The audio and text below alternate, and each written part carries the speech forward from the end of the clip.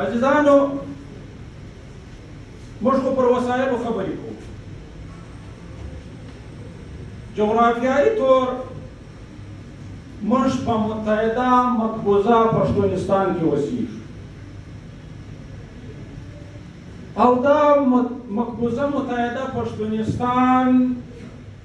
د یو دوو خپلواکه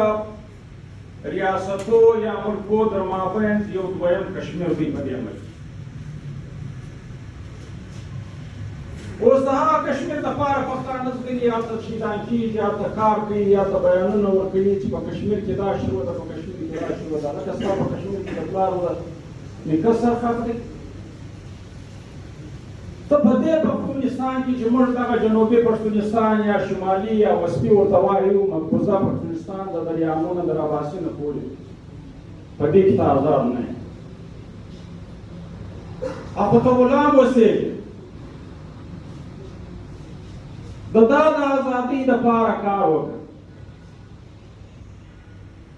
زه به دا خبره وکړم چې نن پر وسایل د پښتانه کام پنجابي لابي نه د خالي پر دې متحده پښتونستان کې قابضه، بلکې د آسیا پر زړه باندې چې افغانستان دی پر هغه وسایلو باندې هم نن پنجابی ټولګۍ هلته قابضه دی. نن هم هلته ستا د وسایلو حق د ده په لاس کې ورکول سوی دی. دی استعمالوي دغه اوس کویله چې کومه را روانه ده چې موږ تور کاڼي ورته وایو، دا به تاسو وینئ د تورخم او د چمن در باډر دا ګاډیانې نه سټش کېږي چې دا را روانې دي. دې د پاکستان وزیر اعظم فیصله کړې ده، د هغه ځای واکداران وایي چې موږ نه یو په خبر.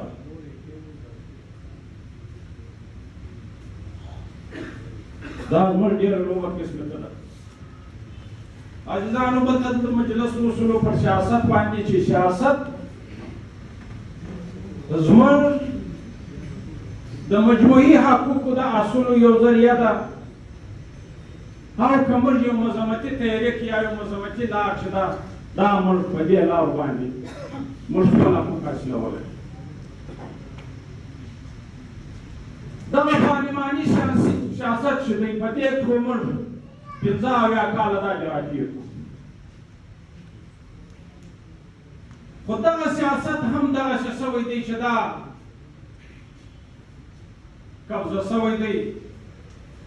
دا سیاست در موروثي و در خانداني سیاسته پورې پاته شو، که د مذهب پر نامه به کېږي که د قوم پرستۍ پر نامه کېږي. نو ځکه چې موږ نن د خپلو وسایلو څخه محرومه یو او موږ ته دا خبره په لاس راکړې ده چې موږ د پنجابي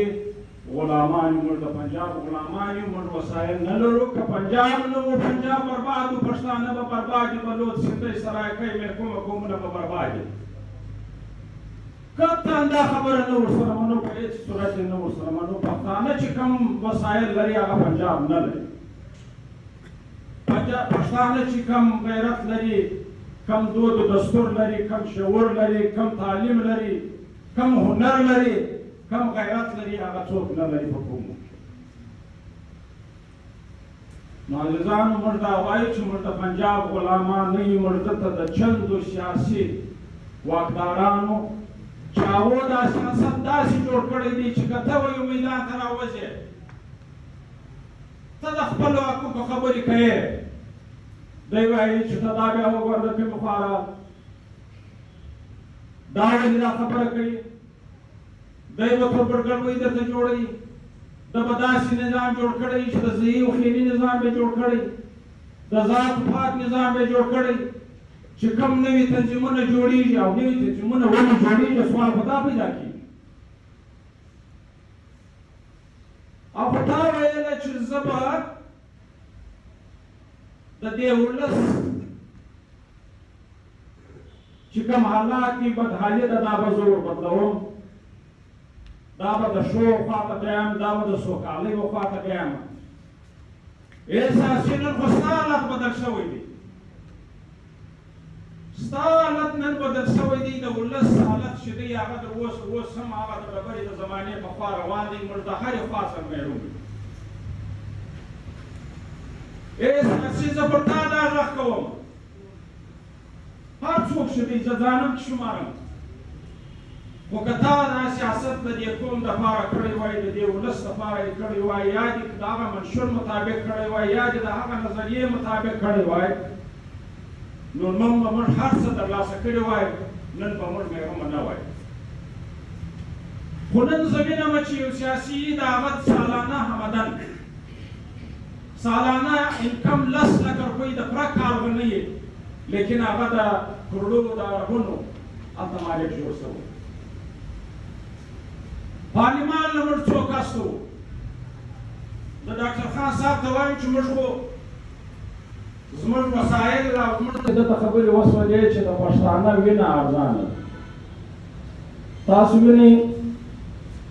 په خیبر پښتونخوا کې په وزیرستان کې په کوټه کې په کابل کې په کراچۍ کې د پښتانه وینه اوس هم بهیږي پرون یعنې اوس خو موږ دا پوښتنه کوو دا سوال کوو په افغانستان کې خو اوس د کفر نظام ختم شو هلته خو شرعي نظام راغلی بیا دا دماکې څوک کوي بیا دا قتلعام څوک کوي بیا چې دغه زموږ خویندې دغه ماشومان وژني دا څوک کوي نو موږ په دې خطا وتلي په افغانستان کې اوس هم لاسوهنه شروع ده پاکستاني استخبارات نور قوتونه اوس هم په هغه قوت باندې لګیا دي لکه د مخه چې لګیا وو صرف کار یې دغه دی چې یو حکومت راولي بل په بل رغوي په بل یې ختموي یو راولاړېږي زموږ کوچنۍ خویندې تعلیم ته نه پرېږدي او بل راولاړېږي و تعلیم ته چې څوک تعلیم حاصلوي هغه یې د تعلیمي ادارو کې هلته بما ورته پټاوي خودکشي پر کوي انسانان وژني موږ هلته اوس هم بیا به طالب روژغ کړو موږ د افغان قومي مومنټ د لوري د مخ هم ورته ویلي دي چې موږ پر دې نه یو چې هلته حکومت ته چا په افغانستان کې واکداري او حکمراني د هر افغان حق دی خو د هغه افغان حق دی چې هغه د بهرنۍ ایجنسیانو والا کار نه وي اوس هم دا ورته وایو چې اوس هم ستا واک او اختیار د هغه چا په لاس کې دی چې یا یې ته راوستې یا یې تېر حکومت ختم کړي یا یې تېر حکومت راوستلی وي هغسې د مخه تېر حکومت ختم کړی و اوس هم ستا واک او اختیار په هغه کې دی هغه دا سازشونه سره کوي چې تر څو پورې په افغانستان کې یو عامه شموله یو خپلواکه په ټولو افغانانو باندې مشتمله که هغه خوابدي دي که خوشحاله دي هلته یو اتحاد و اتفاق نه جوړیږي او په ټولو سټیټ هولډرزو باندې هلته یو حکومت نشي جوړ او تاسو اتفاق ونه کوئ در هغه ساعته به تاسو بهرني ایجنسیانې سره جنګوي او هلته به د افغان وینه بهیږي